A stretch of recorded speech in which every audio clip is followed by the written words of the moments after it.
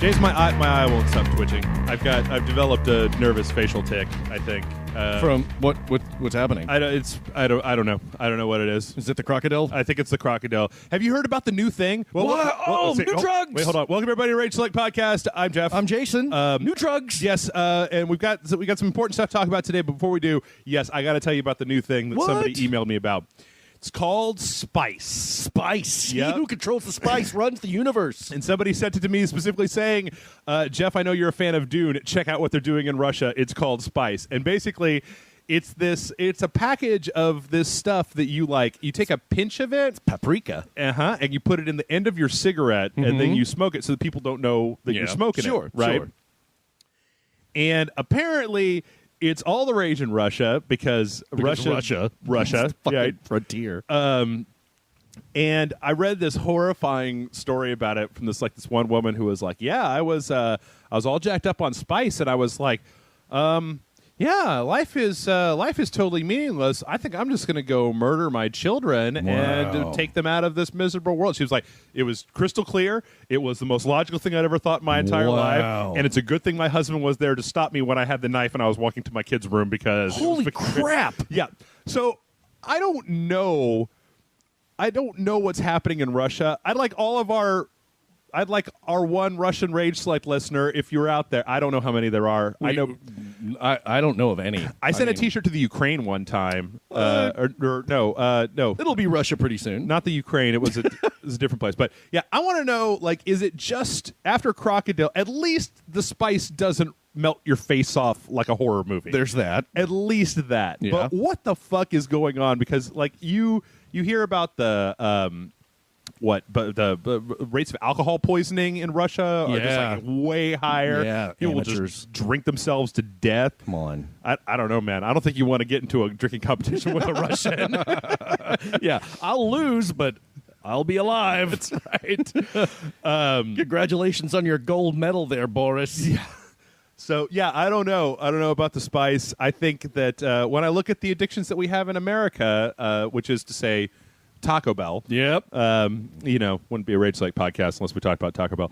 That in comparison, childhood obesity is better than drugs that melt your skin off or drugs that fuck you up so hard that you want to kill your kids. Well, I think I just conceived of a new segment for the Rage Select podcast. And what is it? Russia or Florida. Where we read a headline and you have to pick, right? Is it Russia or is it Florida? Okay, so here's a really interesting thing about Florida that I didn't know. I was listening to the Cracked podcast because I do that all the time.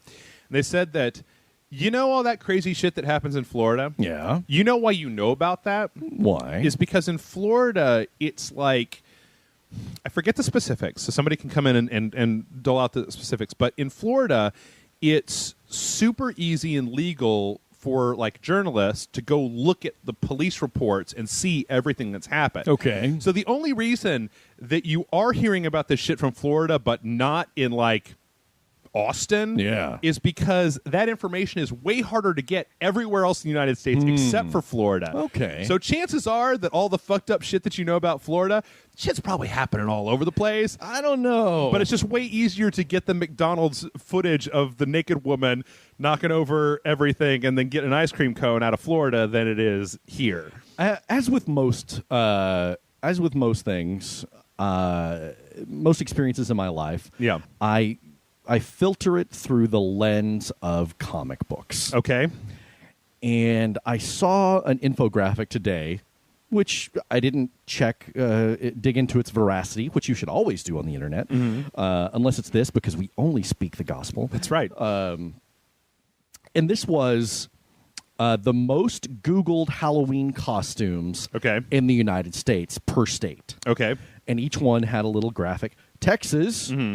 as God intended it, was Spider-Man. Spider-Man? Yeah, God bless Texas. Is there sexy Spider-Man? Can you go get sexy Spider-Man? I'm sure there is. Okay, all right. You ever seen me in a Spider-Man costume? No, that's not what I'm talking about. That's sexy Spider-Man. Does it have the low-cut top and the thong or whatever? Yeah, I've got one of those weird, where it's only got one side to the beanbag thing. Okay. One of those, Spider-Man themed. Anyway, I want to say Georgia was Hunger Games. And this is like when they did that thing with the porno where they showed the porno searches for the United States. And you were just like, yeah, right.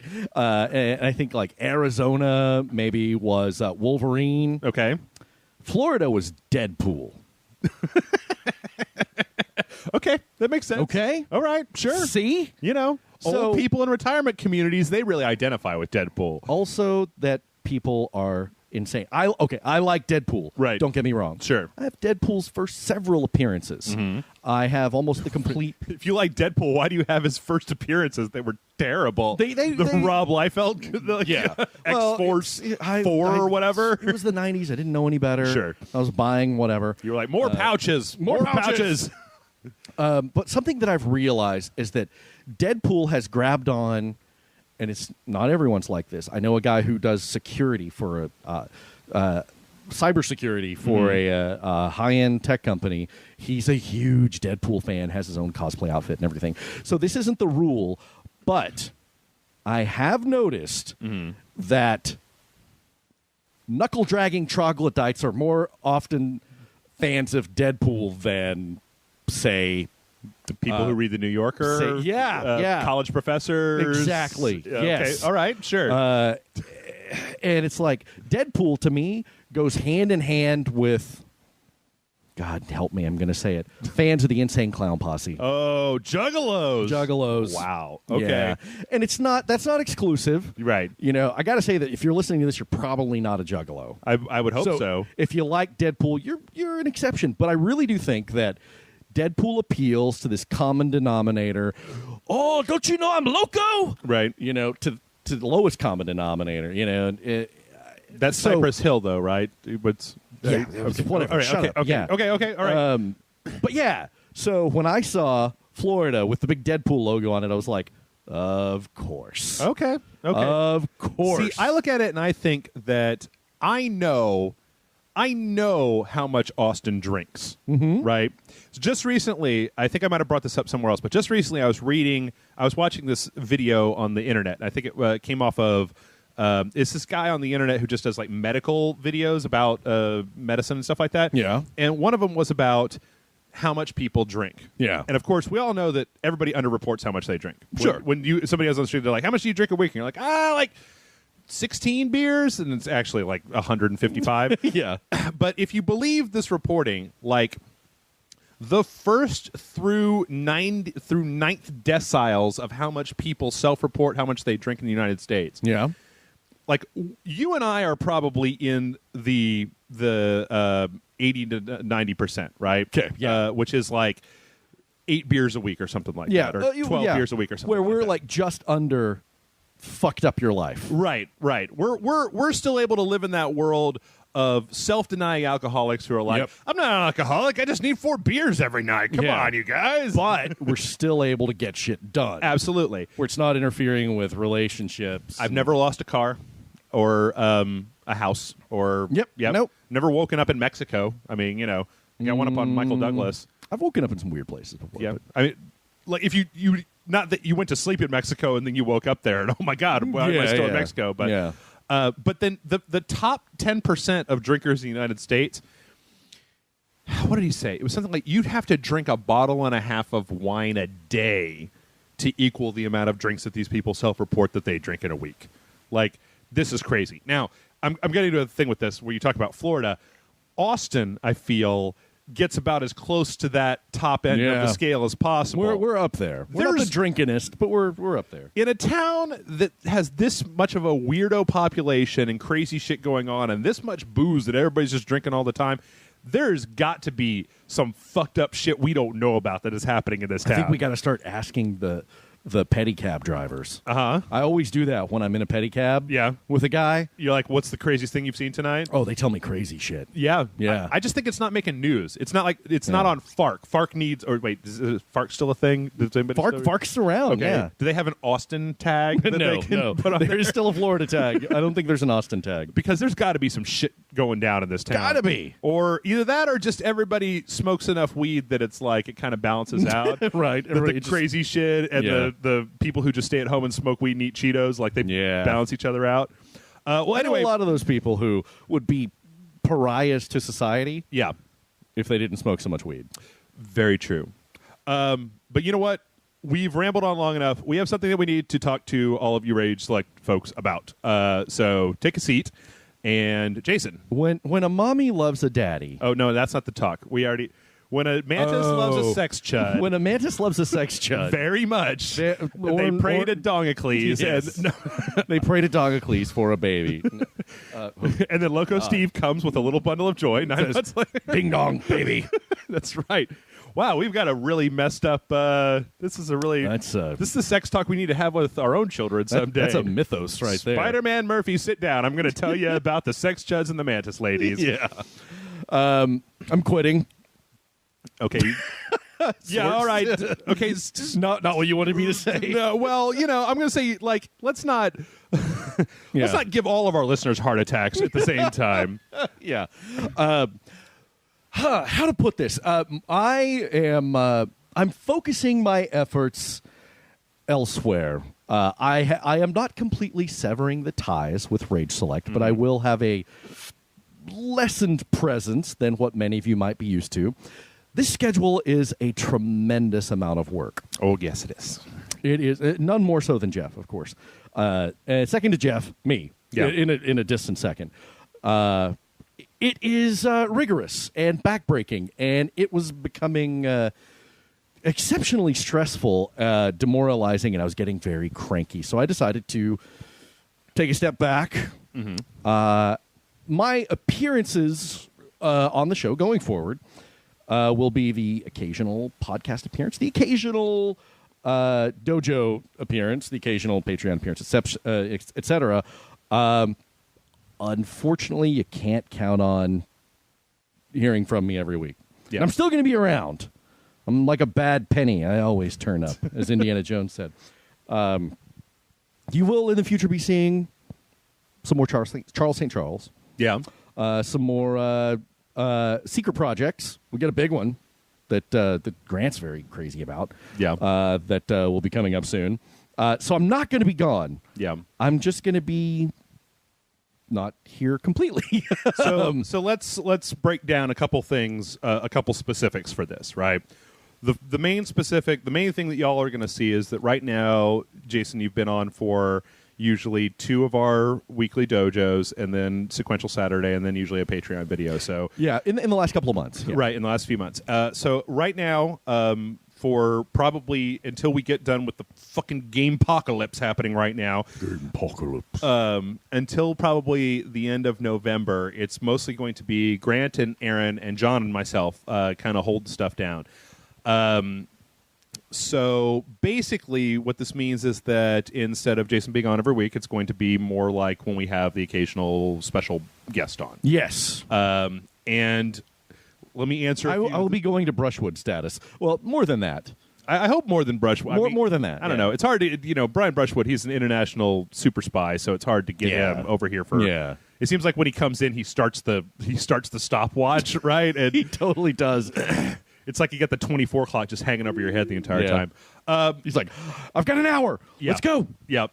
So, yes. And I'm going to go ahead and I'm going to try to keep up. I mean, we're going to be keeping up the regular dojo schedule. And then I think that what we're going to do for right now, I haven't checked. I was polling with the patrons, but we were going to start a new sequential. But I think that instead what we're going to do for right now is that we're going to run our Last of Us videos that Grant and I did, where we play it all the way through The Last of Us on Saturdays as our sequential Saturday.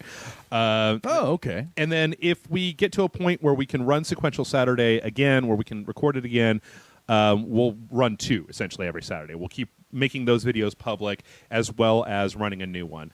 The Academy, the Super Awesome Video Game Show, and Jeff vs. Beer are going to be things that we're going to back up a little bit to a when we can do them thing instead of trying to force them every single week. So if we have extra time, we're going to do them. If not, then they may have to fall by the wayside. But I'm going to try as hard as I can to keep that going. And then over the course of November, we're going to kind of consider a few other things. Like Jason said, we have some projects that are going on. Yeah. But basically, if I've got the schedule down correctly, I think that Aaron's going to be able to kind of come in to take over the the Tuesday or Wednesday, Thursday roll. No, the Monday, Tuesday roll. And Grant's going to be on the Wednesday, Thursday videos. And then Indie Friday, will just be kind of whoever I can bring in for it. So be assured that, we're not, this doesn't mean that the whole thing is shutting down. Yeah. Another question that I'm sure is going to come up, so let's just answer this right now, is like, Jason and I didn't have a fist fight last weekend. Right. And none of that. We're not, like, circling each other with knives right now. This isn't like, what happened? Yeah. Nothing happened. Yeah, nothing happened at all. It's everything's cool. It's just I'm tired, and you guys know how much I love writing and how I like to focus on writing, and I've really been reinvigorated about that lately. And a lot of this is so that I can dedicate more time to that. Yeah. So, and it's also, I mean, as Jason said before, I know that a lot of times, I mean, I don't like to throw it out there for like sympathy or anything, but it takes quite a bit of time to do the amount of content that we do every week. So I'm hoping that we can basically continue with all that stuff. And that's about it. I'm trying to think of any other questions that people might ask. Yeah. But I can't think of any. Hey, and I'm still around to, I'm not vanishing. I'm still around to communicate with you guys. So again, I haven't been doing my Facebook page very much lately. Unfortunately, I need to get back into maintaining that. Right. But I am on Twitter at Captain Murphy. Motherfucker's on Twitter all the time. I was posting a lot last night. I was a little drunk watching Nightmare on Elm Street 2. And you can also again find me on the PlayStation Network, where I will be doing some more Twitch streaming. I've been intending to do that quite a bit. Jason Rage Select is my handle on there. Yeah. I haven't been playing any video games lately. Yeah.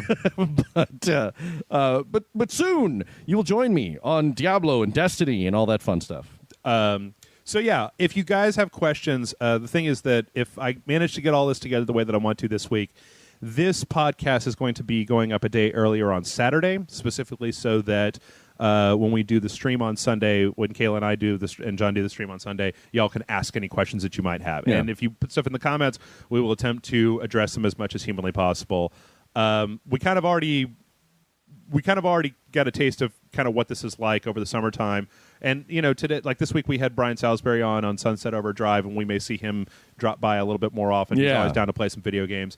And, yeah, we'll just see how it goes. Rage Select is not going anywhere because, there's video games. Mm-hmm. There's video games, Jason. And There's a lot of video games. I got this website that you might have heard of where we do this video game stuff. There's a lot of video games. Oh, my God, there's so many video games. So Nightmare on Elm Street 2. Yeah. Intentionally or unintentionally homoerotic? It's funny because I watched Never Sleep Again. It's a documentary that's on Netflix right now. It's about 4 hours long. Mm-hmm. It's a documentary about all Nightmare on Elm Street. Of the Nightmare on Elm Street movies. Okay. And in the section about Nightmare on Elm Street 2, they laugh about it, and they're like, yeah, how did we not catch that? It's really, really gay. So they didn't know that while they were making it? They didn't seem to get it. Well, I don't recall. Maybe one of them did. Maybe the writer did. Okay. But there's so many undertones and overtones. I mean, like, dude, implicit and explicit. Yeah, like at one point the gym coach shows up and he's dressed like a leather daddy. Uh-huh. And then there's a naked torture scene in the shower, and there's all these balls that are getting thrown at this kid. Balls. Yeah, and the guy, he runs away from this girl that really likes him, and he wants to spend time with his male friend. Okay. And Freddy's like this. He's possessing this kid, and he's this homosexual metaphor. He is so weird. Man. Have you seen it? I have not. I don't think I ever went back and watched it. It's the only Nightmare movie that's on Netflix. Watch it. Really? And I remember as a kid thinking, this is making me really uncomfortable, and I don't know why. But strangely, after going back and watching it last night, I was like, wow, this is really good. Yeah. And if you look at it in terms of that metaphor, it's even better. Really? Yeah. It is one of the better Nightmare movies. Okay. Yeah, and I didn't think that for 20-something years. Right. Because you were looking for a Nightmare on Elm Street movie not something with interesting other overtones or undertones. Exactly. Or you were just like, why isn't Freddy just slashing people up and doing one-liners, man? And really, this is one of the last times you get to see Freddy creepy. Really? And there's some moments in it when he's fucking scary. Okay, so, all right, we're going to move on to news in just a second, but news this week is kind of weak. So before we move on to news, we're talking about horror movies. I want to give you the opportunity, Jason, to light everything on fire and rant and rave, because last week you went to go see a horror movie marathon. And I was watching this shit go down on Twitter and Facebook. Oh. You and our friend Tony were out watching a horror movie marathon. So do you want to set it up for the fine folks at home? Because I'm sure that... Yeah, okay. So last weekend, Tony, this is great. The former co-host 3000, and I went to a horror movie marathon at the Alamo Draft House, which we have spoken about many times. The Alamo Draft House used to be so punk rock, and the programming was just top-notch. Yep. Not only could you buy food and beer there while you were watching a movie, everybody had to shut up, and the programming was amazing. Yeah.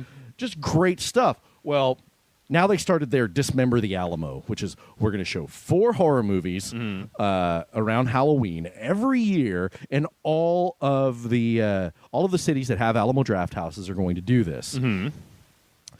And I looked at some of the other locations, and they were like, "We've got Halloween 3, which I love. Sure. Night of the Creeps, Monster Squad, the original Nightmare on Elm Street, Cool. Texas Chainsaw Massacre, Your favorite ever, etc. You know." So I show up. I know the end of the story. It's so funny. Yeah. So Tony and I show up, and we're excited. I'm wearing my Christopher Lee as Dracula Hammer Films T-shirt. Okay. Tony's wearing a Dawn of the Dead T-shirt. Right. And we're jazzed. We're in costume. We're ready to go. Yeah. Order a beer. Yeah, let's do this. No pun intended. And then the first logo comes up, and they're like, a Charles Band production. And immediately I think, oh, shit. I don't know what that means. Charles Band is the guy from Full Moon. Okay. Like Subspecies and the Puppet Master movie. Oh, okay. Right, Yeah, sure. I just think, oh, fuck. Right. And then the opening shot comes up on the screen, and then I think, fuck you, Kayla. Oh, it's one of Kayla's favorite movies. Okay, what is it? Terror Vision. Is that? Oh, that's the one with like the weird thing comes through the TV. dish. Yes. It's like I've watched the Angry Video Game Nerd review of it. I've never seen it personally. I hate that movie. Why? Okay, why do you hate it? It's just so damn goofy. Yeah, that's what I've heard. Cheap and cheesy and silly, and I realize that in some horror marathons that you put some levity in there. That's fine. And it's got Cyndi Lauper in it, apparently. No, I think that's a girl from Better Off Dead. And that's Uncle Rico as well. So we're looking at a screenshot of the folks from it's a bunch of character actors fighting this alien that gets transmitted through the satellite dish. It's giant, just fucking stupid, horrible movie. It's a horror comedy, right? It is. I mean, it's like okay, horror in all lowercase in like 0.5 font. Right. It's just a goofy comedy. And Okay. It's very much like a PG-13 movie. It's ridiculous. But I thought, okay, but no, that set the tone. Oh right? shit. Okay. And again, I hate this movie. And I hated it when it popped up and I recognized the first shot. I just cringed, and I thought, okay, let's get this out of the way.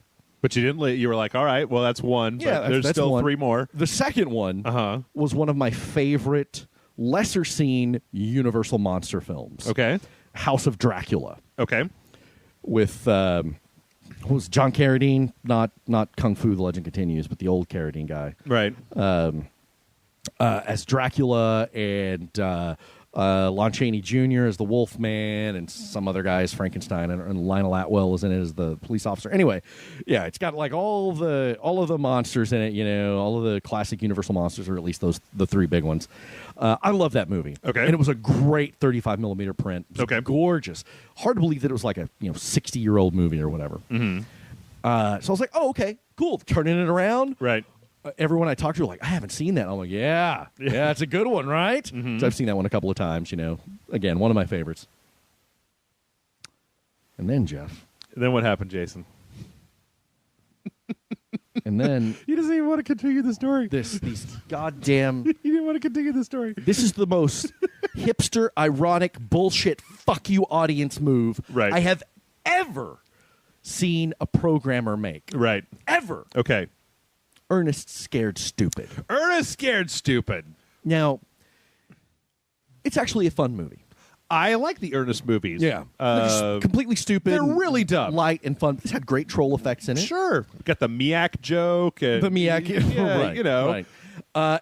Bobby is there, you know, like Jim Vardy is. I like Ernest. Yeah.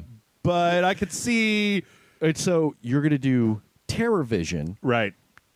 and then a movie I like, and then Ernest Scared Stupid. That's just a big programming flaw, especially if you're going to watch a horror movie marathon. Now, had it been House of Dracula, Yeah. Ernest Scared Stupid, Yeah. and then say like The Burning, and then The Final Terror, Right. or something like that, that would be okay. Or I would say that even, I mean, just thinking of it, that if you played Ernest Scared Stupid as the first movie, Yeah. right? Like, let everybody get here, whatever. Yeah. You can go out, you can come back in, or whatever, and then like maybe really dig into it.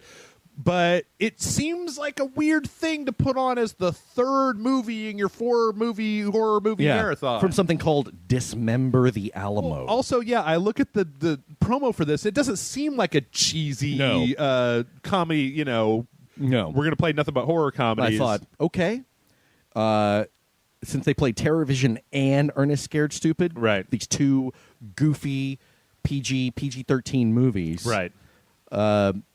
Let's wait for the fourth movie. Oh, did you stick around for the fourth movie? I did. Okay. Let's wait for the fourth movie. I thought you guys just like threw down your popcorn and left. Oh, we were pissed. Yeah. We were pissed.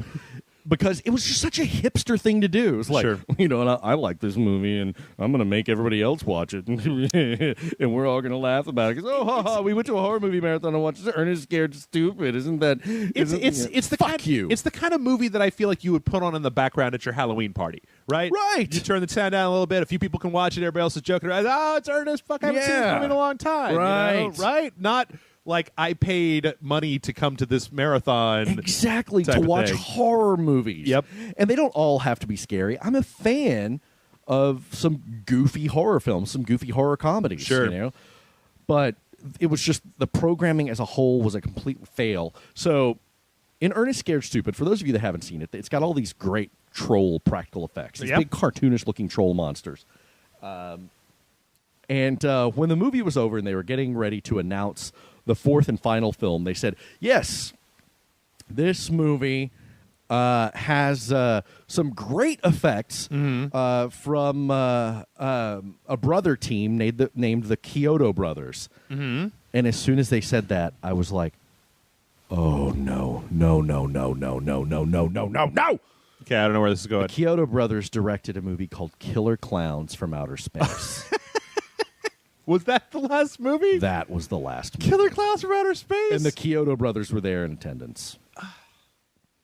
This it seems like whoever put this together doesn't understand what a horror movie is. Exactly. Like why you would want to go see like okay.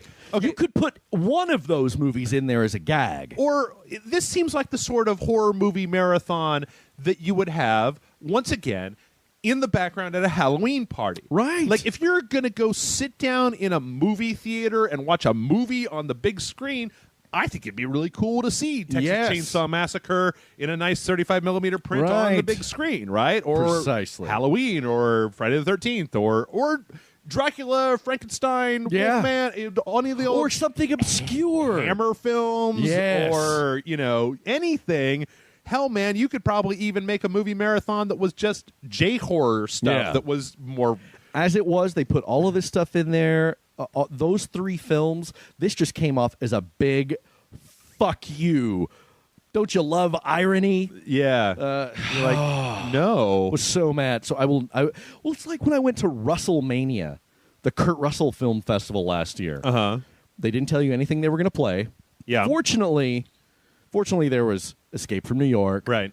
And a lesser-known cool one called Switchback, I Okay. think. It was a cool flick. And Big Trouble in Little China. Sure. But then there was another fucking hipster entry in there. Dreamer, something like it was a Disney movie about Dakota Fanning raising a fucking horse. What? Yeah. What? And it was just one of those. It was one of those. I'm gonna be an ironic asshole and put it's fuck you, fuck you, fuck you. Okay, so there you go, folks. If you need suggestions for movies for a horror movie marathon, ask Jason. Yes, not the programming director apparently at Alamo. Man. Was it the same at every Alamo in Austin? Was it the same? No, it was only one Alamo in Austin that did it. Oh, yeah. But okay. Looking at the other cities, it was every one of them, with the exception of maybe San Antonio, had a better. No, even San Antonio's was better. Yeah, had a better lineup than Austin. That just seems really weird. All of the shows were PG-13 or less. Why would you? I mean, fuck, man. And I don't think a horror movie has to be rated R to be effective. I do. Fuck that. I want blood and swearing and tits, right? Because I'm, conscious about. But this was all like just kind of smirking at a, smiling out of one side of your face, like, oh, we're going to go eat at McDonald's because it's so lowbrow, but it's really underappreciated. And blah, Were they doing more than one of these? Is this the only one? Are they doing one? No, they're just doing it once a year. Just one show, and those were the four. It's like I could even see it if they were doing it like once a week every week until Halloween, and the one on the week of Halloween has all the spooky stuff. But one December the Alamo. Why would you just ignore all of the greatest horror movies of all time in favor of exactly Jim Varney style? Man, I want to go as Ernest for Halloween now. That's the easiest costume ever. You should do it. I got to find that jean vest. I'd have to shave as well. Yeah, you would. But I got to find the jean vest and the hat. Yeah. All right. Anyway, sorry. Enough looking at Ernest. All right, we got some news, and we're going to be able to run through this pretty quickly because it was a jackhole news week. So. Okay. All right. First off, you remember 38 Studios? Rings a bell. Made Kingdoms of Amalur. Yeah. Borrowed a bunch of money from the Rhode Island government. Got into shut a lot down, of trouble. Bought Big Huge Games, Brian Reynolds' company that made Age of Empires or whatever. I didn't know about that part. Okay, yeah, they did that, and then when they got dissolved, that shit. Is it Brian Reynolds? Is that Brian Reynolds? Yeah, who was Big Huge Games, Brian Reynolds, and was it? It was the real-time strategy game that was kind of like Civilization. It was Age of Empire. Age of Empires. Not Age of Empires. It's something else. I'm going to look it up while I talk about this. But Age of Consent. Age of Consent. Go to ageofconsent.com. I'm not doing that. That's a terrible thing. So when they were auctioning off the properties for that 38 Studios had in order to try to get some of their money back, somebody bought for 320 Rise of Nations was the game. Oh yeah. Somebody for $320,000 bought the properties that Big Huge Games own. It turns out that was Brian Reynolds, and that he is now essentially relaunching Big Huge Games as a company called Secret Newco. And their first game is a game called Dominations that actually looks an awful lot like Rise of Nations. And so I'm calling this news section the good news, bad news section. Yeah. This is great news. Yeah, that's cool. Brian Reynolds. Good for him for able to pull his shit out of the wreckage. Yeah, on a side note, I think that Civilization After Earth just came out and I haven't played it. But everything that I know about Sid Meier, the only reason, or the reason that Alpha Centauri is the greatest Civilization game ever made is because of fucking Brian Reynolds, not because of Sid goddamn Meier. Oh, yeah? Because apparently, for people who like Civilization, Sid Meier's just been doing nothing but fucking Civilization the ass since like 3, I think. So anyway, it's nice to see this happening. It's nice to see that. It's nice to see a happy ending a lot of times to these stories, or at least a partially happy ending. That's cool. In bad news, oh shit, here we go. There's just there was a report last week that analysts at Cowen and Company have looked at the pre-orders that Amazon's pre-orders for Call of Duty Advanced Warfare, and they're predicting that this is yet going to be another downward step for sales in the Call of Duty franchise. I'm not surprised. Here's the quote. Advanced Warfare is now pacing almost 40% behind last year's Ghosts and almost 70% behind 2012's Black Ops 2. Shit. Which is interesting because, once again, for whatever goddamn reason, I'm really looking forward to playing Advanced Warfare. I don't know if it's just because they keep throwing Kevin Spacey up there, and I'm like, yeah, Kevin Spacey, let's do this. Kaiser Soze, it's on the game. But there was also a second report that I kind of ditched that was talking about. Oh no, that was from EA. But yeah, I don't know. I wonder. You know, there's plenty of people out there. It seems like there's a running theme of people who are just sick of fucking Call of Duty. Yeah. Like, I want it to go away. Well, the gravy train had to end sometime, you know, and I think this is a testament to the fact that, or maybe not the fact, but a testament to further evidence in that you can't maintain anticipation in sales by whoring out a franchise every 12 months. That it's going to bite you in the ass eventually. Or do you think that maybe there's something to be said about, because for me, most of the common knowledge or most of the common attitude for Call of Duty seems to be, you've been making the same game since Modern Warfare. Yeah. Since Modern Warfare, you've just been making the exact same game over and over again with Maybe small tweaks. Yeah. And that people are just fucking tired of playing the same game over and over again. Also that. I think that outside of, maybe if you look at like other franchises that Activision has fucked in the ass, like Tony Hawk Pro Skater or Guitar Hero, that you can only get away with just doing the exact same thing over and over again. Yeah, it's just diminishing returns, and you've got franchise fatigue. Yeah, it's Activision. It's Activision. Right? Okay. Yeah. So my brain is not good at the difference between EA and Activision. No, EA's sometimes. Battlefield, Activision is Call of Duty. But yeah, I don't know. For some reason, I'm looking forward to it. It's probably going to be a perfectly fine game. You know, in some cases, I think I might actually be looking to Call of Duty Advanced Warfare more than I was looking forward to Destiny. And I don't know. Does that mean that I have to trade in my beard for like a backwards cap and some khakis and join a frat and start? You know, okay, Jason. The other day I was at the Walgreens over by my house. I saw this guy, and he had a cart, and the cart was full of three things: Dos Equis, Mountain Dew, and Doritos. Yeah. And I was like, I thought about stopping him, going like, are you a stereotype? Are you the gamer from the commercial for Call of Duty? Tell me you're going to go home and play some Call of Duty with your bros. And then he gets like, what up, bro? What's up, bro? I think he was wearing like khaki shorts and a backwards baseball cap as well. All right, so we've had good news, we've had bad news. Let's go back to it's like Encino Man, but he's been frozen since the 90s. That's right. Good news for everybody who has not yet bought one of the new generation of consoles. Starting, I believe it is November 2nd until January 3rd. Oh, for a limited time. Microsoft is knocking $50 off of the base Xbox One unit to $350 over the entire holidays. Shit's fantastically smart. I would not be surprised if within the next 2 weeks we see a report that Sony is doing the exact same thing, because if I was Sony, I would do that too. Yeah. But you know what? It's interesting that they're doing this, just because I feel like if they work it right now, Microsoft could close the gap. I mean, Sunset Overdrive so far, as least I can see, is getting a lot of good reviews. They've got that for people who are fans of Call of Duty. They've got that exclusivity deal with Call of Duty where you get the stuff a month before on the Microsoft platforms. And I feel like it's kind of like the Wii U at this point, where the Xbox One has enough software that's specific to it that there's no reason not to go get one. Especially Fantasia Music Evolved, if you want to, swing your arms around the living room like a jackass. I do that anyway, without any video games. I don't know. Do you think, is there any reason, can you, as Jason, as somebody who has a PlayStation 4, does this at all make you interested in procuring an Xbox One? A little bit. There's not enough there to make me go out and buy one. Mm-hmm. I considered it for just a second. 'Cause I'd still like to, humiliate myself a little bit more with Titanfall. Sure. But Sunset Overdrive doesn't really appeal to me, and everything else is just kind of... I think Brian had a seizure while we were playing Sunset Overdrive. I actually had a moment this week where I showed my sister Bayonetta 2, and Brian and I played Sunset Overdrive, and both of them were just like, how do you even control what's happening?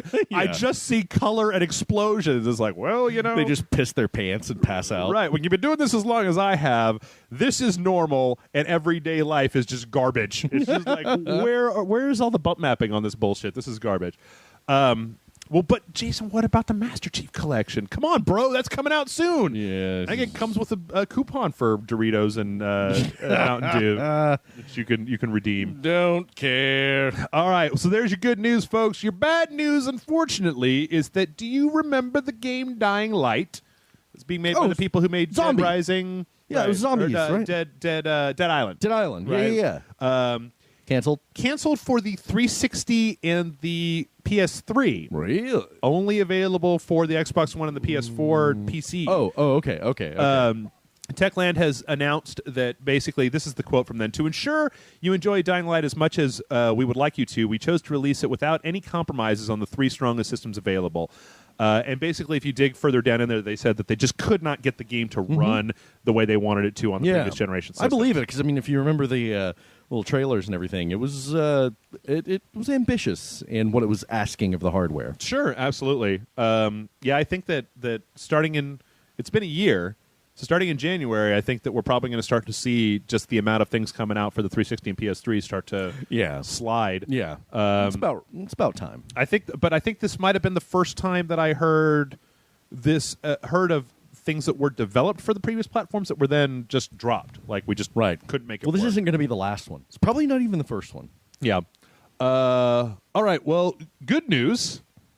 Outlast 2 is being developed. That's good news. Big Red Barrels. Well, I want to say that's news. Did you play through? You didn't play through Outlast. No. I mean, the thing is that I had problems with Outlast, but I feel like a lot of times, tell me, horror movie person, right? Mm-hmm.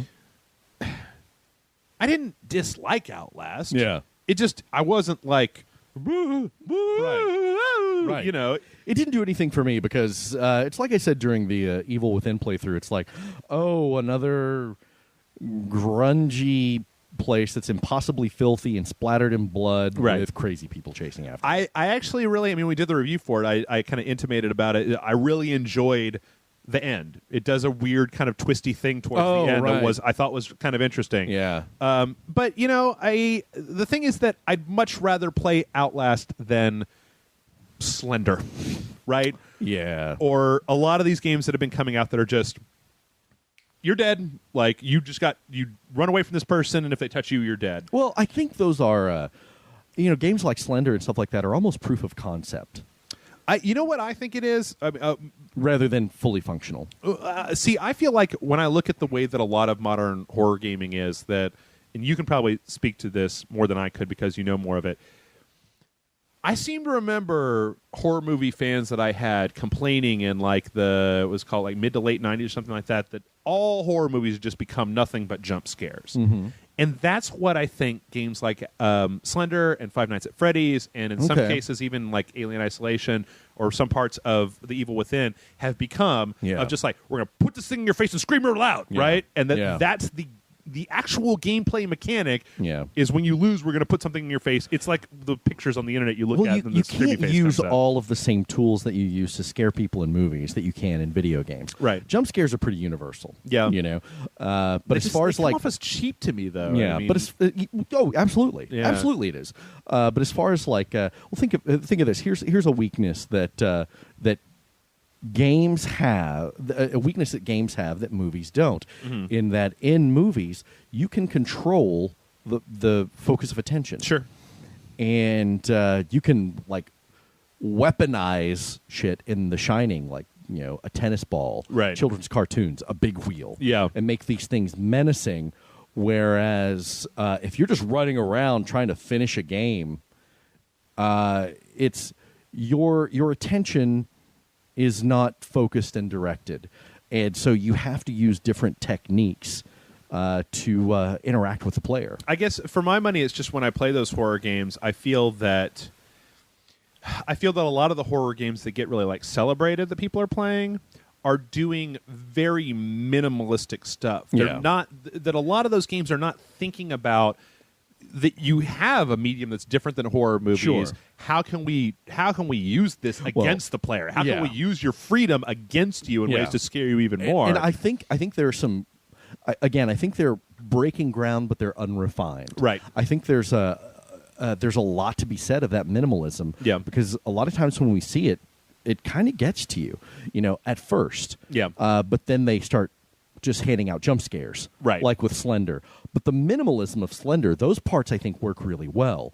But I don't think the gameplay is there to support it really. Well, or if you look at Gone Home again was a game that was full of dread, Right. and yet there wasn't anything going on. There was not a jump scare. That wasn't quite there yet either. So I think that harnessing that minimalism, but actually having some better gameplay elements and really having some payoff to those to the putting some scares into that tension and that foreboding atmosphere. Yeah. That requires quite a bit of artifice. Yeah. If you're not just going to do quiet tension, jump scare. Brr! Yeah, exactly. Okay. Yeah. All right. Well, that was kind of good news. I guess this isn't exactly super bad news either, but we got Battlefield Hardline got pushed off to next year. Yeah, we now have yeah. a release date. Okay. March of next year. I'm looking forward to it. Yeah. We'll see if it works out for them. Oh shit, we're all kind of a little bit over time. All right. Good news.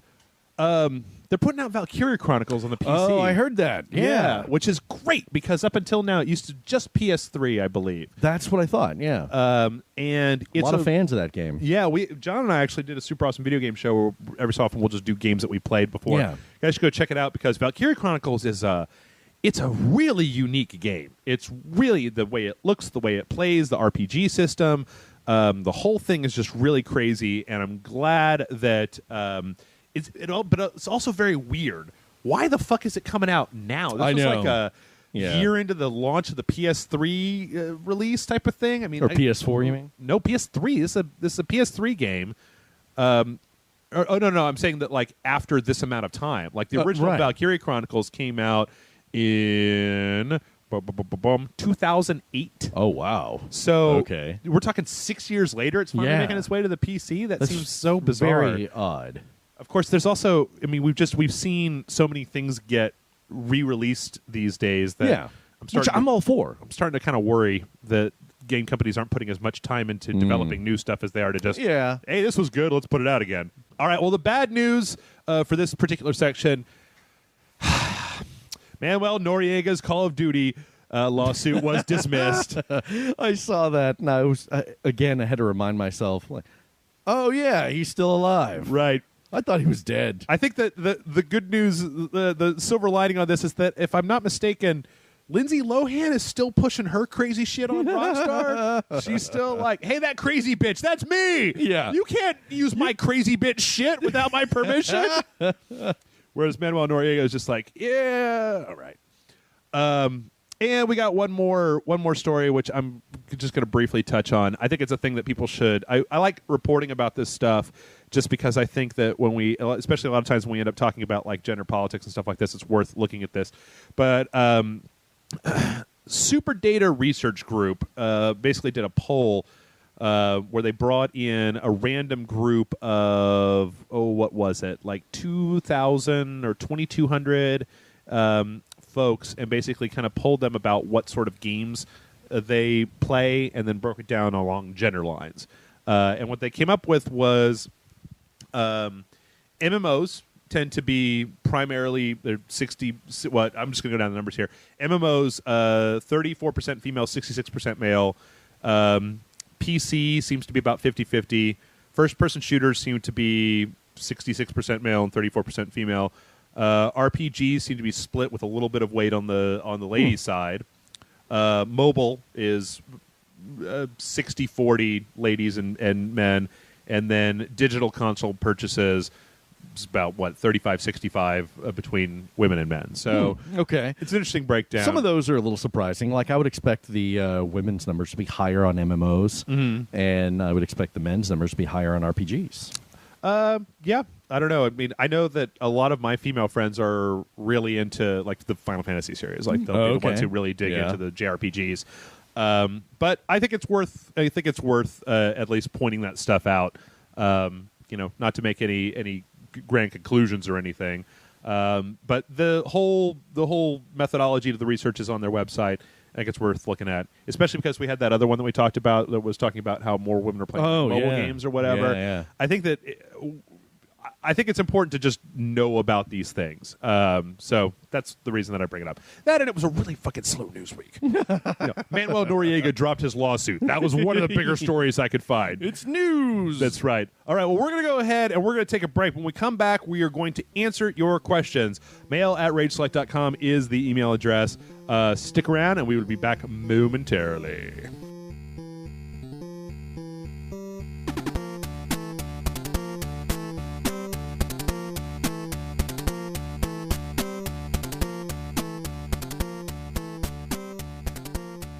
And welcome back, everybody. It's time for the questions. Time for the life advice. Time to hand out the things to the people. It's time for Dongacles to bless you with his wisdom by tapping his giant mushroom tip upon your forehead. Is that what it is? And your heart. He gives you the mushroom tip. All right. Well, our first one comes in from Adam, and Adam says, "Happy Sunday, Jeff and Jay." Well, I guess this may be coming out on Saturday, but I don't know. Who knows? Whatever. Yeah, whatever. In the spirit of Halloween, I have a couple of questions to ask you. First of the 3 slasher movie franchises, which is your favorite and why? Halloween, Friday the 13th, or A Nightmare on Elm Street? Also, what do you guys think Hollywood could do to fix the horror genre? I haven't seen a good horror movie for close to 14 years and desperately looking for a new movie to scare the unholy shit out of me. If you guys have any suggestions, please let me know. Kindest regards, Adam. And I picked this one just for you. Well, thank you, sir. This is right up your alley. All right. So what's spookiest Halloween, Friday the 13th, Nightmare? Man, that's tough. They all have their merits. I'm going to have to go with Nightmare on Elm Street, though, because they're so inventive, and the first 2 are really creepy. The third one's fun, and then they get shitty from there. But it's there's really no limits as to what you can do with a Nightmare on Elm Street movie, because you've just got all of this weird and crazy shit since it's in the dream world. And also, I think that when I was a kid, Nightmare on Elm Street was the one that scared me more than any of them, because it's like, there's only one Jason, there's only one Michael Myers, but anytime you go to sleep, fucking Freddy Krueger. Right. I mean, you're a kid. Like, you needed more reasons not to go to sleep when you were a kid. Staring at the ceiling like, motherfucker's going to kill me in my sleep. And I like all of those. I'm going to say quality-wise, the Friday films are probably the weakest. Really? Yeah. And I would say that Nightmare's probably the best of those. I mean, sure, they become like comedies later on, or even like almost like fantasy adventure films, but the first couple of them are genuinely scary. Also, Halloween 1, if I remember, I mean, I'm not really familiar with Friday the 13th as a series, because I always kind of thought it was kind of a weak premise. Honestly, and I'll say this, and it's not popular, but the best Friday the 13th movie, that the one that functions best as a movie, as a fully realized film, Jason X. No, the remake. Oh, really? Yeah. Okay. Totally. Haven't seen it. Totally. A lot of people don't like it, and, because it does this or that, and I was like, okay, yeah, that was kind of cool. But as far as like being a good movie, that one far outshined all of the other ones, because a lot of them are really just kind of repetitive garbage. Yeah. I still think the spookiest one is Friday the 13th Part 2, where Jason is wearing the like potato sack over his head, where he's still like.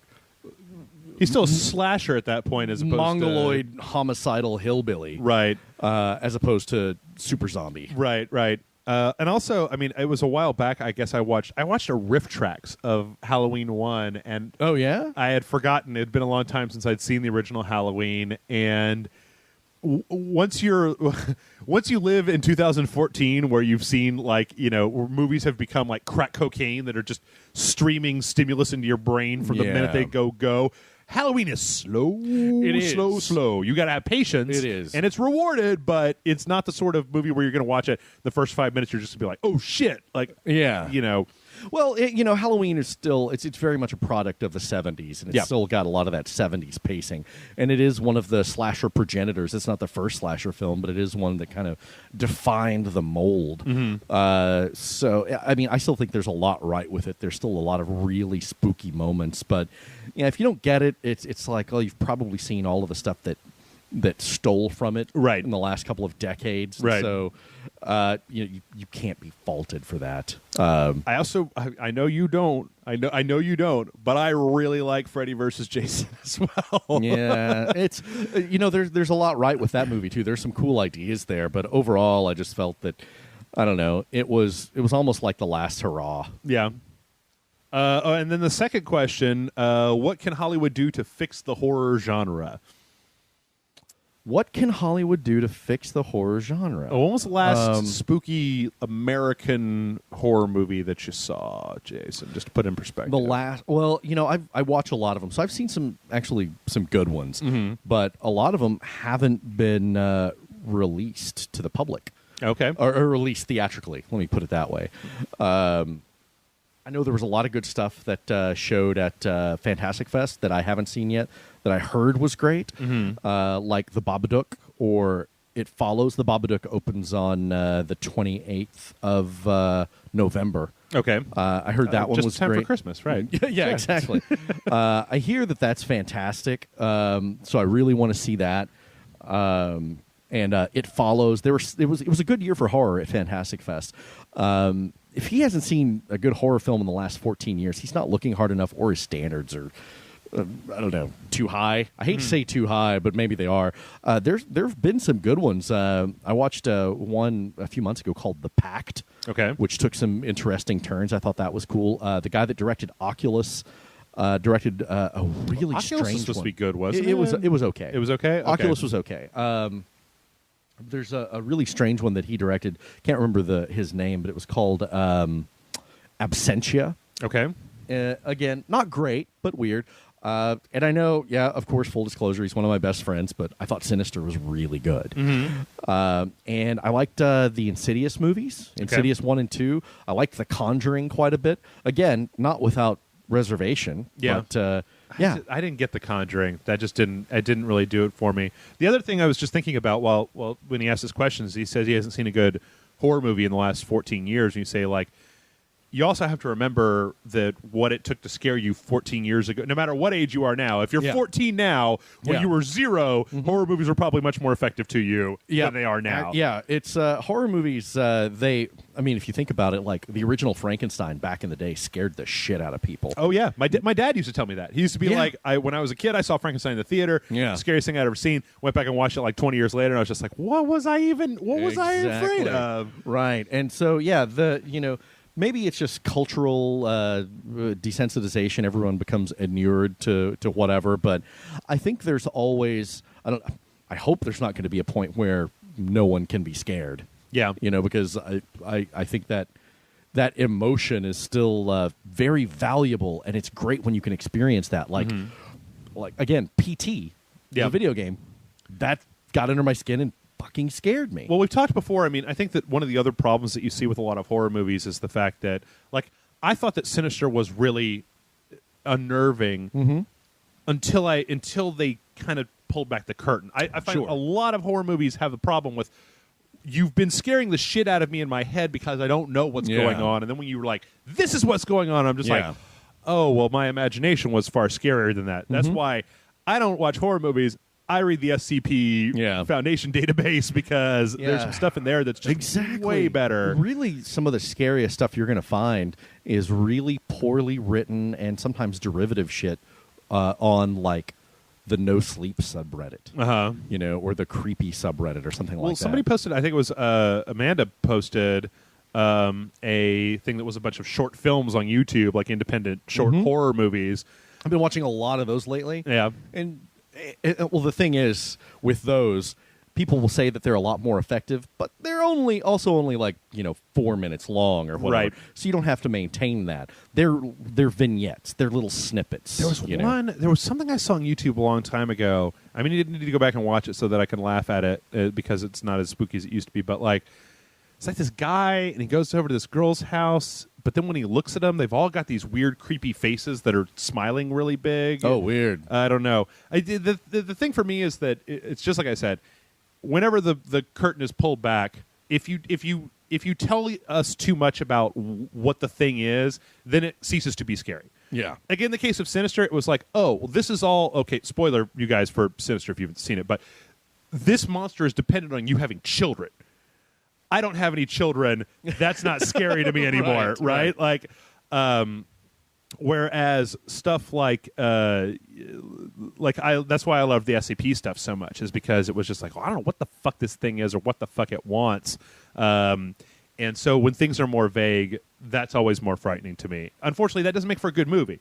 Audiences don't want to go watch a movie that's real vague about what the thing is. It's why I think that the last few horror movies that I really liked were things like were Japanese horror movies, or who don't give a fuck about explaining stuff to you, right? Or like I've talked before about the Inside, where for a lot of the movie there was no idea what the fuck is going on, but it's just a frightening scenario. France was on a tear there for a while with a lot of good horror films. I think that except for fuck High Tension. Fuck you, High Tension. Precisely. Fuck you, High Tension. Concur. Yeah. No, I think we're going to start seeing pretty soon, because you're starting to see a lot of like cheaply made videos online that are way more terrifying than anything you see. Now, of course, who knows if they can maintain that for 90 minutes or whatever. Sure. And some spooky stories that don't have any explanation, and there's a lot of like non sequitur type horror going on. Yeah. I think we're going to start seeing that in the next like 5 years make its way into mainstream horror cinema. And I can't wait. Yeah. And I think a lot of it is you know what is that a lot of the problem is that Hollywood is following the formula.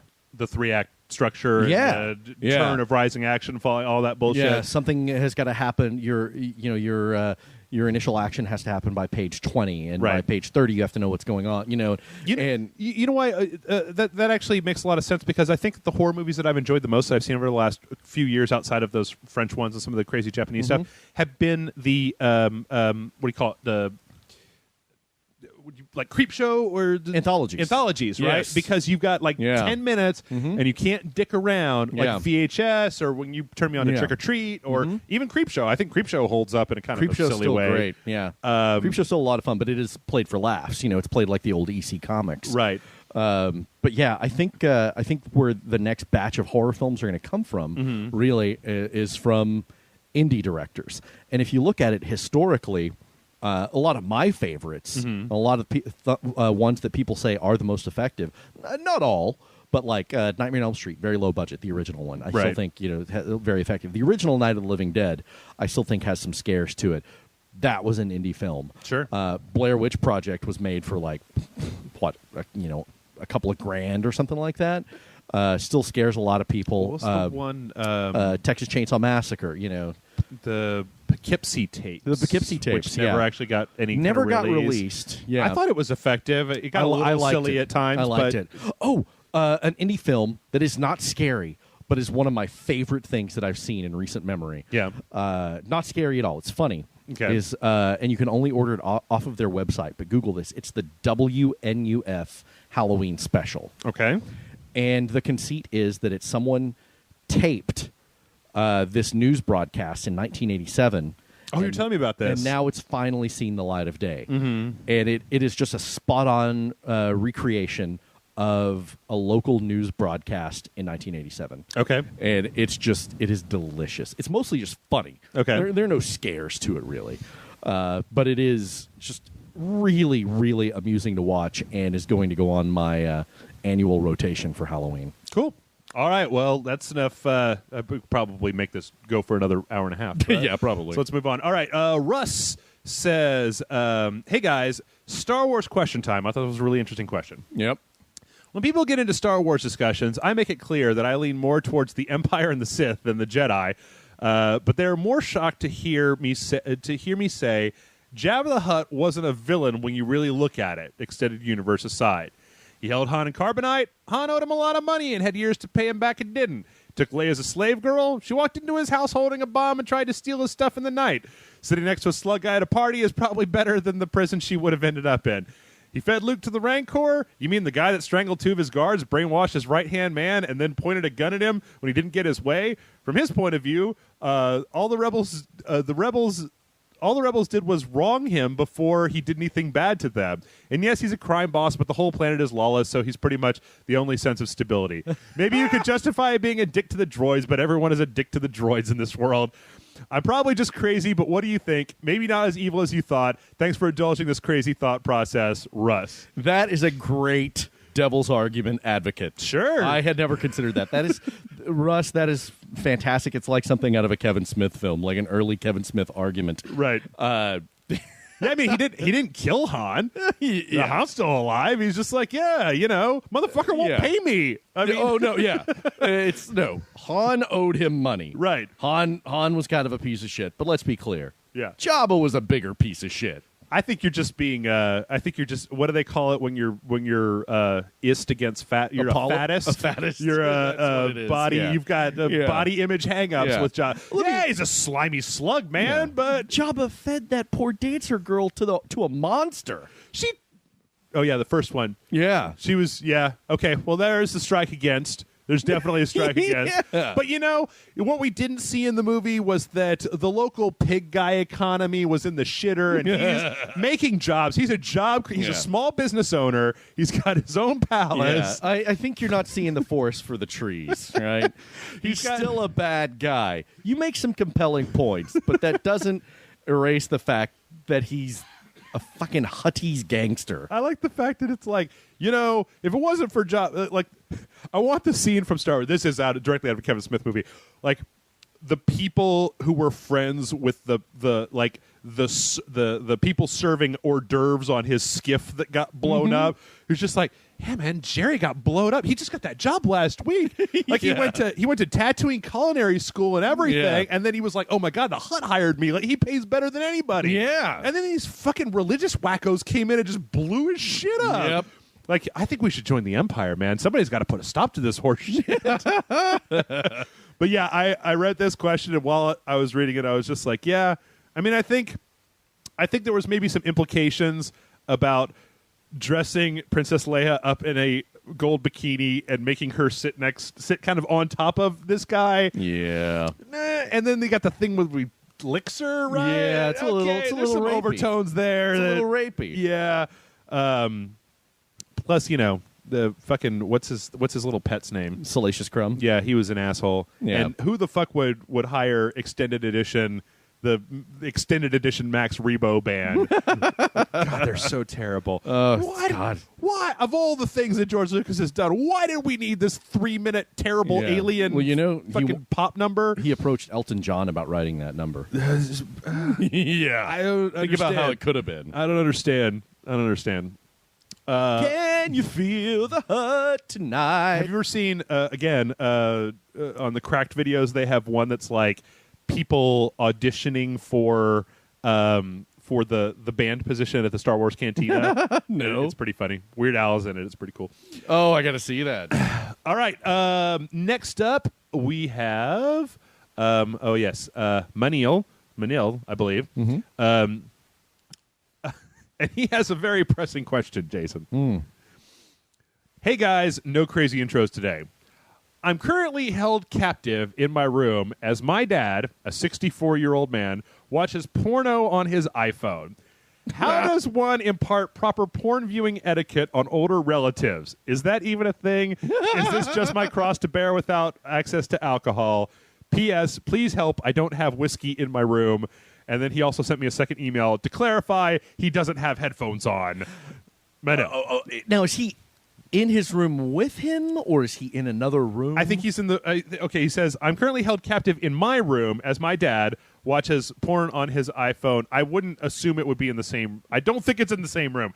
If it's in the same room, call CPS and your problems are over, right? Yeah. Or just say, Dad, I don't want to watch you watch porno, dude. Like, yeah. Or maybe buy him some nice headphones for Christmas. Or... I don't... Wow. Other than that, I don't know what you could do. I don't think I could, man. I don't think I could directly confront my father and just be like, Dad, you gotta stop with the It might porno. take an investment on your part. Yeah. Manil. I maybe would purchase him a cheap computer. Might have to get like a second job or something, but a cheap computer with no speakers. Uh-huh. Just some headphones. Yeah. Yeah. and put it like in the basement. Is there any way to sit your parents down to have? It depends on how old you are. That I don't think when you're 17 you can't tell your parents shit at that point. They won't listen to you. They don't give a fuck. But it might be time. You could try having a frank talk with your father, like, Dad, this makes me really uncomfortable when you sit there surfing and jerking. Right.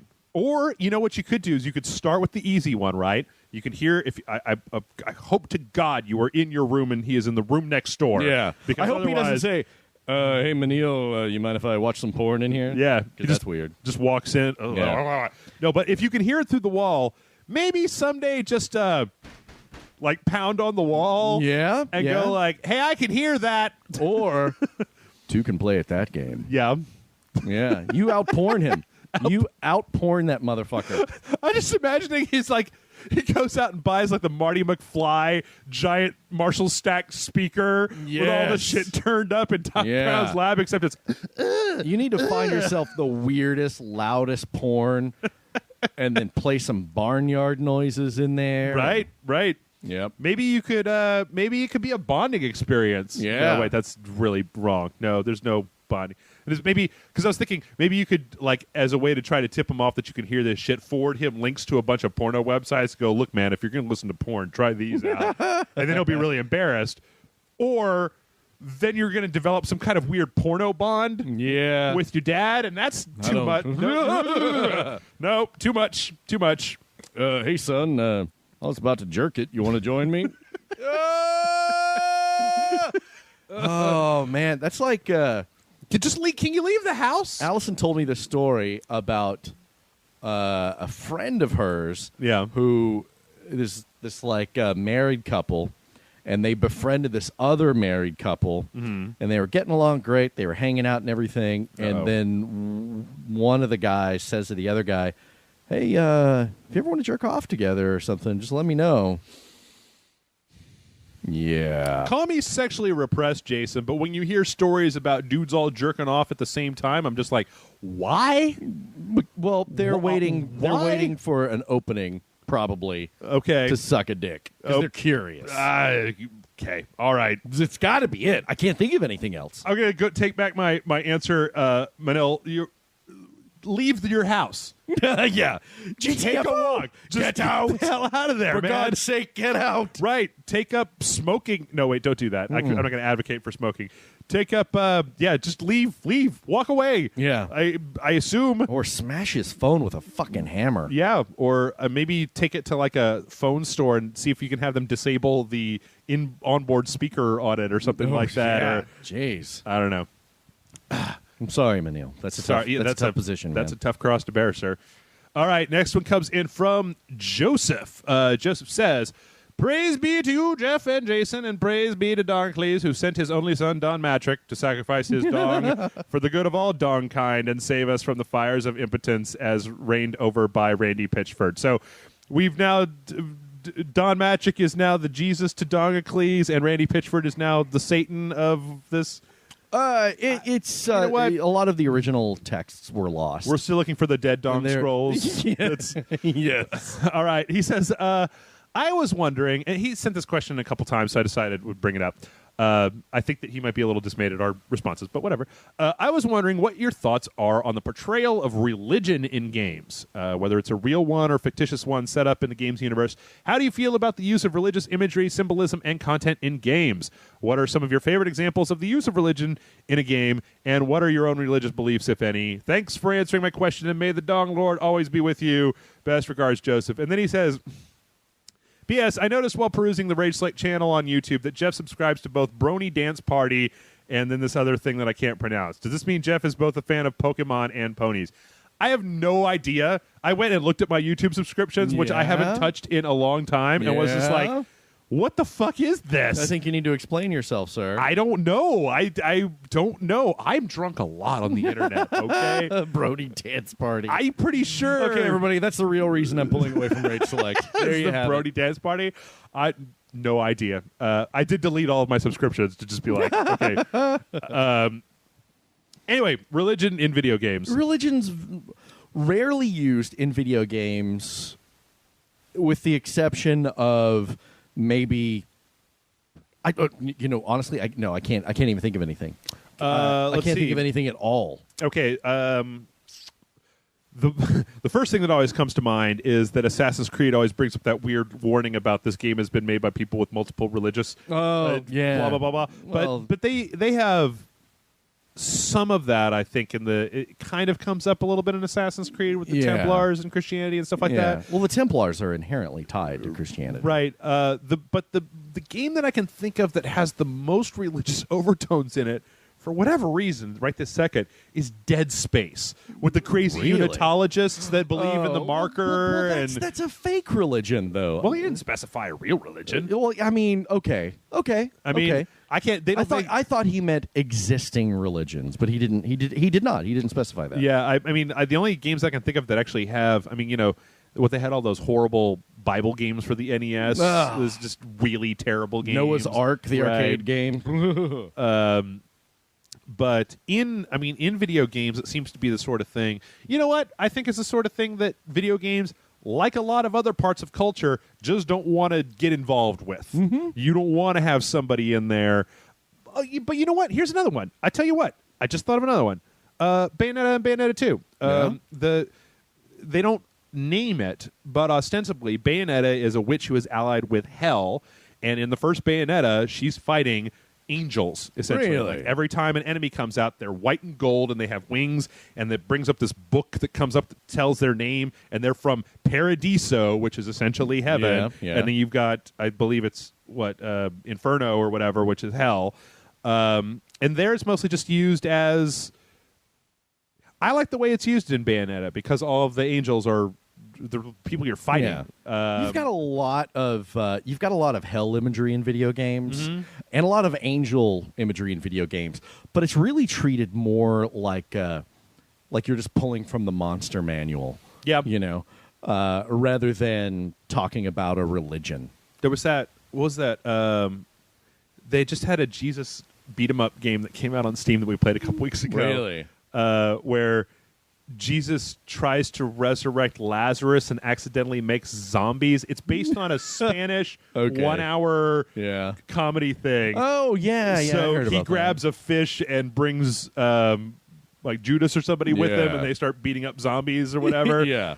For my own part, I think that using religious imagery is fine. I think that people just get real tooled up about religion. So if you were going to make a video game, the last thing you would want to do is stoke the ire of Christians. I mean, there was already a time when video games were from the devil, and everybody was, Yeah, I mean, there's a lot of religious imagery and iconography that's used, usually for the sake of scaring people and playing on the whole hell thing. And look, that cross is upside down now.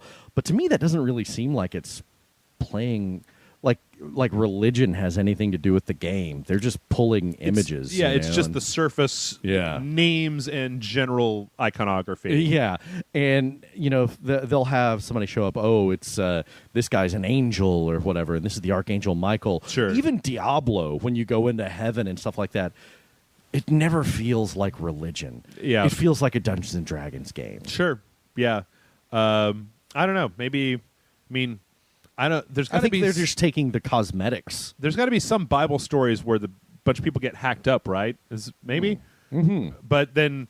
the Bible's fucked up. But then you get into things where if you were to try to make a game... Religion is so serious that if you tried to make a game that adapted any religious stuff into gameplay mechanics in a serious way... The religion that you took it from would probably just do nothing but hate you because you're perverting the way that they want their and you were message. turning it into a game. Right, and you're turning it into a game. So, I don't know. Maybe we'll see more of it. Personally, I don't really have much religion. I don't really affiliate. I'm not kind of one of those, like, I don't go to church, but I don't exactly tell people that they shouldn't believe what they want to believe. So, whatever. I don't know if you want to answer that. None of your damn business. None of your damn business? Yeah. Yep. That's my religion. There you go. All right. Next up, we've got D Block Guard 16. This is Dear Jeff and Jason. I was looking at my Steam account and noticed that I had about 70 games. I was looking at my Steam account and noticed that I had about 70 games, and I noticed that there is a good bulk of games that I have no interest in playing. This is because I got many of my games from bundles where I just wanted one or two of the games in the bundle. This made me think of people who have a lot of games on Steam. Of course, the first person I thought of was you. So, Jeff, the person with 599 games as of writing this, how many of your games on Steam have you played? Also, how many games do you have installed on your computer right now? Yes, right now. Sincerely, DBlockGuard16. Okay, I'll tell you how many are right now. As far as how many games in my Steam library I've actually played, it's more than 50%. It's probably closer to 70% because usually when I'll buy... I play most games, and the thing is that the stuff that's come out, I'll at least usually load it up and take a look at it. Right now I've got 1, 2, 3, 4, 5, 6, 7, 8, 9, 10, 11, 12, 13, 14, 15, 16 games installed. No, 15 games. But I try to keep the minimum number of games installed. I don't know. I mean, it's kind of one of those things on Steam. It says right here that I've only got 590. I need to buy 10 more games right now. Yes. Are there 10 games out right now that I can buy? But yeah, I find that whenever I get into a situation where I don't have anything to do, it's like, just pop this list open and be like, which of these haven't I played for a while? Well, it's like me with DVDs. You know, I've broken the habit, but I've got, or books, you know. It's like I've got shelves and shelves and shelves of DVDs and or books that I have not read or watched.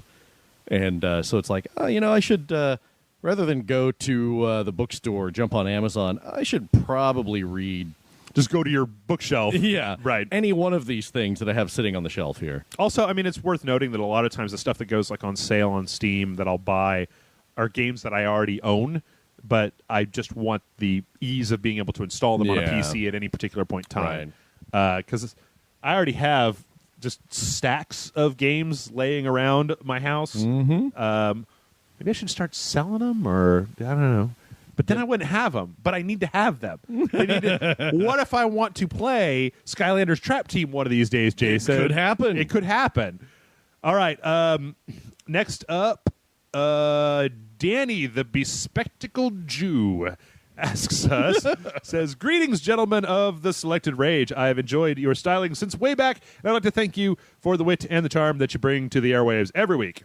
That being said, I have a question for you. I have written in before, but I think that the last question was some bullshit about favorites, so I don't blame you for passing it by. This one, though, I would very much appreciate your thoughts." This one's for you, Jason. Okay. A nice, easy question this time. Should I get married? Okay, Jeff might say he wants to know more detail. I've always been a bit scared of the idea of marriage since I come from an entire family of divorces as far as the eye can see. However, at the age of 30, I've seemed to hit the jackpot with meeting... okay, Anne. We've been dating for a year and are pretty crazy for each other. For the first time in my life, my family is giving me the don't fuck this up look in regards to Anne. I'm not completely opposed to the idea of marriage, and I very much would hate to lose what could be a lifelong relationship due to my own personal hang-ups, but it's kind of terrifying. So I put it to you, is marriage the thing to do? I believe out of Jason and Jeff, one is attached and one is not, so I'd love to hear thoughts from both sides of the fence. I apologize for the length of this thing, but it's been on my mind for a bit. Thanks for your time, and to give Doncles a break, I'd like to say that vagina is pretty nifty as well. With respect, Danny the Bespectacled Jew. So he means that I'm married to the job, right? Yeah, that's what he's talking about. Okay, right. That's what he's talking about. Well, you're 30, so you know who you are at this point. I was like, okay, if you're 19 or 20 or even 22 or whatever, sure. No. I made that mistake. I was married before Allison. Yeah. She's dead now. God, that was horrible. That was fucking awful. He is joking, folks. No. Oh, sorry. Okay. I'm not joking. All right. I'm sorry. I thought you were. No, sorry. I didn't. Apologies. Nope. Okay. We'll talk about this later. Some other time. We'll talk about this later. But yeah, you know who you are. You figured yourself out by the time you're 30. You should get married if you can't imagine not being married to that person. Mm-hmm. If you just can't help yourself, if it's overwhelming. Okay. There will be fear. That's okay. Yeah. For any big good thing, there's going to be fear. But yeah, if it's just an overwhelming need, go for it. But if you feel obligated, it's like, well, I guess I should get married. I'm 30. No. I guess, and maybe if you're asking us this question, yeah, maybe you should just see what happens. Well, here's a question, right? Jeff can't close. Terrible, right? What would be the difference? I mean, if you're with somebody and you're happy with somebody, is there a huge difference between we live together, we're together all the time, we're in a long-term relationship, and the state issued me a piece of paper and we had a big party, now we're married? Yeah, the paper is just a thing. I mean, you're all I would consider you and Allison were married from the moment that I met you, right? Like it wasn't like once you guys went and got married that it was any different than it was before. Exactly. So to me, it's just kind of a question of marriage is a gesture. Yeah. Now I guess the question would be more for Anne. I mean, it sounds like you don't really care one way or the other. I mean, right. I don't know though. Maybe he does. Maybe he does. Maybe it's a religious thing. You know, maybe get under the eyes of the Lord and blah blah blah blah or whatever. Right. Yeah. But I tend to think that if you're going to be with somebody for a long period of time, my own personal philosophy on the matter is, what does it matter whether you got the piece of paper from the state or not? Right? Yeah, no, that's absolutely true. And if you guys live together and you live together longer and it's not important for other reasons that we don't know to you, I'd say just let it go for a few years and then eventually you'll just be married anyway. You just go through the formality, right? If you're not sure, wait. Yeah. You know? Yeah. It's like the only reason you should get married, I think, is if you are absolutely sure and you can't not be married to this person. Okay. So, there you go. One vagina for the rest of your life. Think about that for a little bit. You got to just put that. You got to put that on the end there. You got to put that on the end there. So if you love her, then stay with her, and then yeah. All right, we got 2 more questions, then we're going to be done here. First, and these are both, I believe, some pretty short questions. We're probably going to have a slightly shorter than usual podcast this week. This one comes in from the comedic narrator. This is another one that's kind of just a footnote. It says, the PlayStation TV recently released, and I was wondering if Rage Select would cover it in some way. You probably know what it is. It can play older games from the PlayStation Store and Vita games, PS3, PS4 controller, maybe some kind of review. Also, could you play the original Metal Gear on the Academy? Thanks, Jeff. And whatever disciple of the Dong that happens to be joining him, have fun basking in the Halloween blood spurt that is the Holy Dong has released for your enjoyment. I kind of fucked that up. Okay. That sounded horrible. Yeah, the Dongacles is not a fan of Lars von Trier, all right? Lars von Trier is Chaos reigns. Yes. Right now, I was at the GameStop that I've been going to get my games. The PlayStation TV was released. I was like, do you have any? They were like, yep, they're $100. And they've got a bundle that's $130, comes with the controller and some games or whatever. And I think that we may get one from time to time, but like, there is no time. There is no time. We're actually, for the first time this year, we're booked solid all the way through November. And then in December, we're going to spend the entire month just trying to go back and pick up enough of the stuff that we skipped over in September, October, November, right? Yeah. Like the Legend of Korra game came out this week and was just like, I can't play that right now, right? So I'm probably going to get one in case there are Vita games that we want to look at. Like, I know people have been interested, and there's this one called something Wars about people that are in jail for 1 million years or something. But right now, I just don't have time to do that. Yeah. I just don't have the time. So we may try it at some point. I am interested in it. I just need somebody to clone 2 or 3 of me, and then we can start working on it. Or no, I want the Superman robots. I want the robots that look like me, but they got to do everything that I say. I don't want clones of me. We're just gonna fight or other stuff. I don't know. or fuck. I don't know. That's been established, Jeff. We're gonna get into drinking games all day, and it's gonna be a problem. First one to pass out gets cornholed. That's right.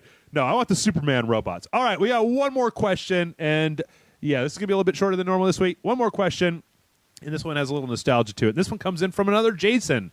And so Jason says, good morning, afternoon, or evening, gentlemen. I am, as ever, enjoying the site and all the fine content you provide us each and every day. I do, however, have a question to ask on the podcast, so here goes.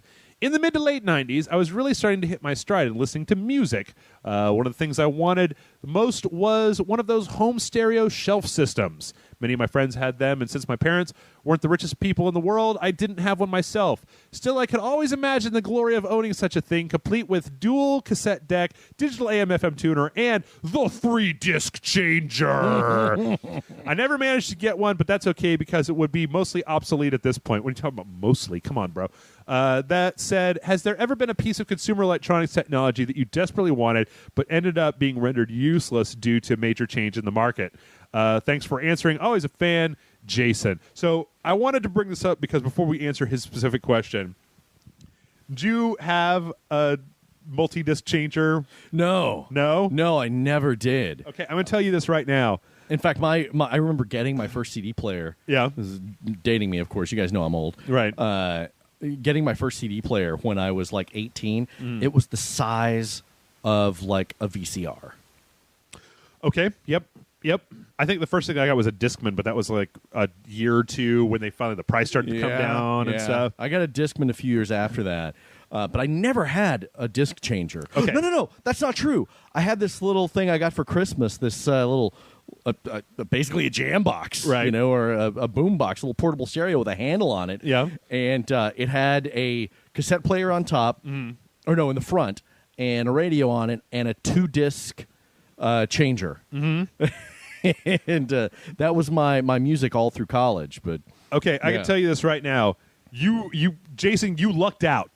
The 5-disc changer, it is shit. You never know what CDs are in there. It's horrible garbage. You never, and then to open it, like it's not just put a CD and take a CD out, right? You got to open this thing's got to unload. Then you got to next disc. Okay, take out the Ramones and put in the fucking Megadeth, and all right, let's close it. Yeah. Which one was that again? Was it 3? No, fuck. That's the soundtrack to So I Married an Axe Murderer. Number 4. Okay, there it is. All right, Hangar 18. Let's go. It's terrible. And then they had like 100 disc changers. I know. And God forbid, I had one friend who had that bullshit where they were like, here's the stereo for your car that has a 5-disc changer. Yeah. And the changer's in the trunk. It's in the, exactly. So you've got the same 5 discs for fucking ever because who wants to open your trunk to get the CDs, right? So yeah, multi-disc changers were horse shit. And I think like one person who had like a 50-disc changer, one of the home ones when they were really cheap, and had it all like set up and memorized where everything. Who wants to memorize where the way your music collection has been put? Oh, it's fucking track, number 16. It was just terrible. It was terrible. Yeah, it was awful. My music now, it's like I have my smartphone and one of those little JBL Bluetooth speakers. Mm-hmm. That just tethers to the smartphone with Bluetooth. Yeah. And that's it. That's what I use. Yeah? That's all. Yeah, just headphones. Spotify. Spotify is the shit, man. Yeah. Spotify is awesome. Except they don't have Tool on there, and that kind of bums me out. Yeah. We had a question about Tool. I think Grant and I got asked about Tool. I was like, yeah, I think I stopped liking Tool when the songs started getting all over 7.5 minutes long. But let's see. His question was, has there ever been a piece of consumer electronics technology that you desperately wanted but ended up being rendered useless due to a major change in the market? Yes. Okay. Absolutely. What do you got? I can't think of a historical one, but I can think of one that I'm going through right now. Okay. Last night, my friend Rob Krekel, sound designer on The Last of Us, Okay. Pointed me towards a... it looked like the Lament configuration, or the Le Marchand configuration, the Hellraiser box. The box, right. Okay. But it was a GameCube. Okay. And I wanted- a GameCube that looks like the Hellraiser box. I wanted it real bad. I still do. I want it so bad. Yeah. There's no reason to buy a GameCube for Sure. me right now. There's no reason. I think Brian Salisbury has had my GameCube for like 2 years. Right. He probably doesn't even remember he has it. Here's the thing. Don't loan anything to Brian Salisbury because you will never fucking get it back. Hey. But I think... No, he's got like my Iron Man Extremis graphic novel. Uh-huh. He's got my like 12 pages my long. Batman Black Mirror graphic novel, the trade paperback. Something else I don't even remember. Okay. And he's got my GameCube and a couple of games. Okay. Brian. But I also don't give a shit. But I saw this and I was like, oh my God. Yeah. It's a GameCube that looks like the Lament configuration. I have to have it. And then I thought, I don't know where any of my GameCube games are. Yeah. And I wouldn't play them even if I did. Yep. Laserdisc Oh, God. might have been the last one where I really rallied hard at my parents to get a Laserdisc player when I was a kid. TurboGrafx 16 handheld. Really wanted one of those. Yeah. My brother for Christmas got me the Star Wars trilogy on Laserdisc for this Christmas. Oh shit! Yeah. Do you have a Laserdisc player? No. Well, Brother Murphy, what are you doing? Yeah. It's no. I was very glad to have it, and again I started thinking, all right, I gotta give me a fucking Laserdisc player, man. Yeah. I'm trying to think, but I think the thing is that because of the age that I am and because of the way that technology has moved, I've managed to get most of the consumer electronics technology that I've wanted. Yeah. I managed to get enough money together, or grandma gave me a check for Christmas, or I work a job that pays me way too much. I wanted a 100-disc changer. Yeah. I really did. I wanted one of those that was a 100-disc DVD changer. And now that's stupid. Yeah. You know, just rip them and set up your own home media PC. Yeah. The transition from my life having media in it to not having media in it has been, I mean, I don't watch anything that comes on a disc anymore. Fuck that. Rent it from Amazon, rent it from See, I still do. Sony or whatever. I still do because, I mean, if you look at the transition, okay, there is, let's say you've got all of the movies released in the theaters, and that's 100%. Right. And I'm going to screw these percentages up. It's probably much more dire. Yeah. All of those movies, how many of those made it to VHS? We'll say 60%. How many of those movies made it to DVD? 20%. Okay. How many of those made it to Blu-ray? Sure. 10%. Okay. So if you think, and how many of those made it to digital? You know, I think so. If you, I think more of those made it to digital than made the transition otherwise. but that's the thing; they're not always available. Right. Sometimes they are. Sometimes they're not. Yeah. Because this Halloween, you know, I went looking for stuff, and there's a lot of stuff that I just couldn't find unless I dug up my DVD collection from my garage. Never been released on Blu-ray. Not available on any digital format. And so your choices are fewer and fewer because a lot of distributors don't spend the time or the money to translate this into a new medium. Interesting. Now, there's a lot of stuff that was never released on DVD that's been released on Warner Archives Digital or is on Netflix Instant or whatever. Hellishly expensive, the Warner Archives I don't know. thing? I honestly don't know. Okay. But like for instance, I was wanting to watch Brotherhood of the Wolf recently. And, yeah, I know you don't like it. Let's say anything. Let's say anything. But I was looking, and I think it's only been released on Blu-ray in France, and it hasn't been on DVD in a while. So I had to go dig my Blu-ray my DVD out of the garage, and it's not available on any digital format. So it's like our choices. No, really, our choices are getting less and less and less and less, and so. There's something to be said for all of these VHS fetishists who collect all these old VHS movies. I mean, there are actually a fuck ton of movies that were only available on VHS. Well, we've had the conversation before about how the same thing is true of games, right? Absolutely. Of the people who are big fans of having an Intellivision with a bunch of Intellivision games that work, or dumping those ROMs so that they're available. Well, look at up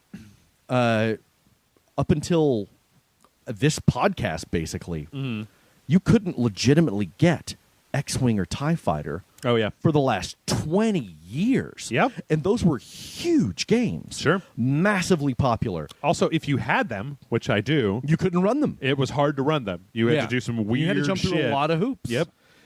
So the transition to no media, to digital only, is not the flawless godsend that everyone might think. Sure. There's a lot of stuff that gets left behind. Sure. Well, you know what? That's our last question. I don't think I really have an answer for his question. But anyway, before we go, one last thing I want to ask you. How about that Avengers 2 trailer, Jason? Oh, shit, son. How about that Avengers 2 trailer? Yeah, huh? did you see the new one with the new scene? Where they're all drinking? Nope. I think I need to go watch that. Yes, you do. All right, folks. mail@rageselect.com is the email address. Once again, as at the beginning of this podcast, if you guys have questions about what's going to be happening here, I mean, most of your questions are, I'm going to try not to make this as much as... not a lot of radical changes, I hope, coming down the board. So ask questions in the comments if you got them. And if you look down in the sand and you see one set of footprints, that's when I was carrying your drunk pass-out ass. Oh, yeah? I'm still with you. Oh, that's what the drag marks were behind, right? That's what it was. Holding 1 foot? Mm-hmm. All right, mail@rageselect.com. We'll talk to you later. Good night.